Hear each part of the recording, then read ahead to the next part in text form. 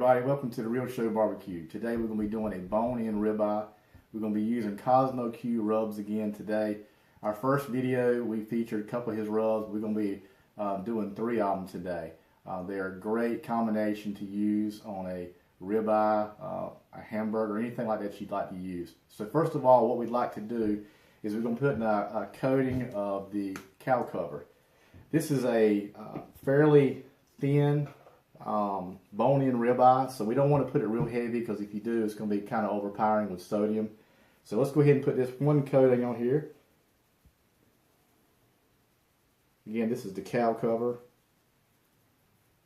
If it's a thicker steak, you can put it a lot heavier. Just pat it in, might get a little bit on the sides. This ribeye is starting to kind of fall apart a little bit, but that's not going to bother the taste. It's still going to be really good.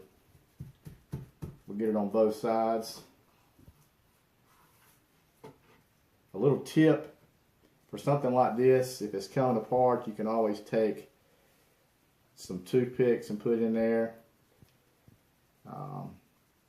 I'm not really worried about it. That's more for appearance. I'm all about the taste. Alright, so that's the cow cover. Next is the Dirty Bird. Put a coating of that.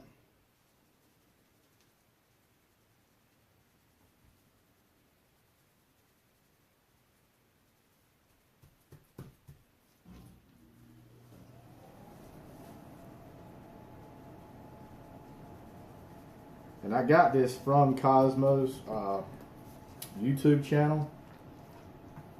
He does a lot of great stuff. Be sure to subscribe to his channel. On this recipe, he used what he calls his Dirty Bird. I think it's the hot version. I don't have that right now.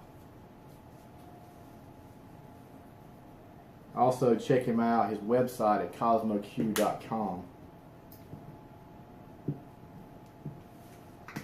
This is the Texas beef rub. We're going to be a light coating here. This has a lot of salt in it here, so we're not going to put a great deal of this. I would have to say, again, this is a savory type rub, as well as the cow cover.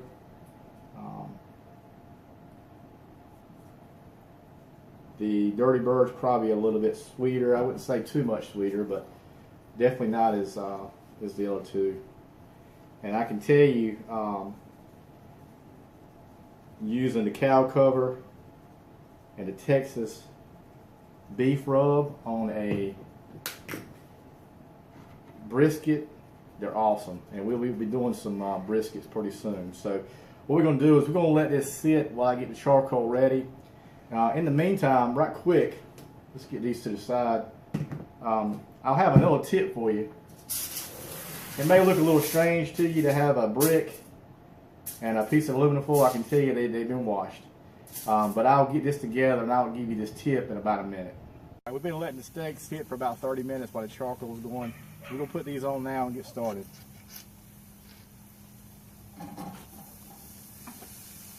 I'm using lump charcoal is what I'm using today. Now here's the tip that I wanted to show you guys. Instead of having to spend a right good amount of money on a meat press, just take your brick, wrap it in aluminum foil. The whole purpose for this is just getting real marks. It's not really for taste, just getting real marks. Totally up to you, optional.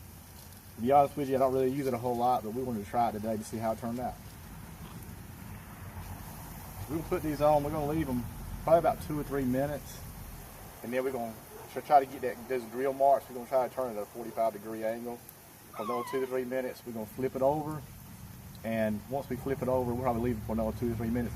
You're looking for about 140 to 145 degrees internal for medium, and then about 150 to about 160 or so for medium well, and then above 160 for well done. I like my medium. The rest of my crowd likes it medium well to well done. So we're going to leave it on there for a little bit, We'll come back and then we'll see how it looks on both sides. And what we'll do after that is take it and place it off the direct heat and let them sit there and bake. So give us a few more minutes. All right, we've had them a couple minutes on one side. Come on in a little bit. Let's look at this shot. You can kind of see a little bit. This one right here, we just put straight down, didn't put any kind of weight on it. You can see a little bit of the grill marks here. Again, it doesn't affect the taste at all. So it's okay. It's not a complete fail. So 2 or 3 more minutes on this side. Get a nice crisp on this side, and then we'll take them off. We'll place them off the fire and let them bake until we get them to the internal temperature we want.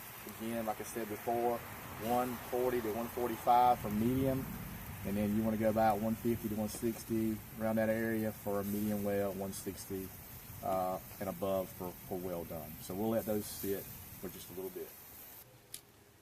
All right, we've moved over here on the I want the direct heat, and another thing I like to do is I like to take a little bit of unsalted butter and baste on both sides. You don't want to use salted butter because it's going to be very, very salty if you do. So we just baste it just kind of lightly.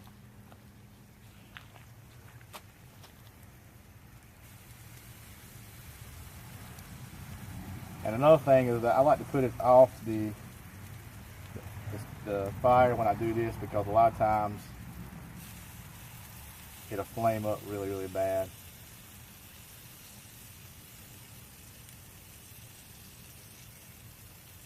Okay. So just a few more minutes. We'll let these sit, and we'll take them inside. We'll give you guys a little sample. Okay guys, this is the finished product, and we are looking forward to trying it. Again, I've got my buddy Mason with us. He's going to give us an idea how it tastes as well. Let's see how good we cooked it.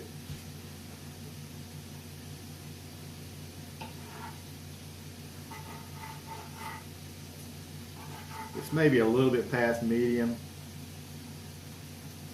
Cut it right here. Yeah, we went a little bit past medium. It's probably more in the medium well range, but let's try this right quick. You go, Mason. It's good. What do you think? Really good? Awesome. Let me try this.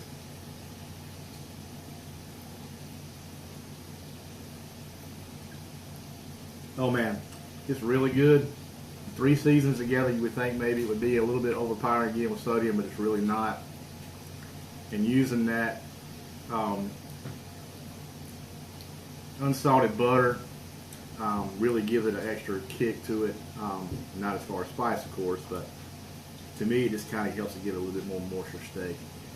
So again, to recap what we did, we used cow cover, we used dirty bird, and we used the Texas beef rub, and we basted it a little bit at the end with some unsalted butter. We tried the brick trick, and we got a little bit of real marks out. It's okay. But anyway, the main point is it tastes great. Check out KosmosQ.com. Check out his YouTube channel. Mason? Share and like the video. What else? Be sure to subscribe, guys. Thanks so much. God bless.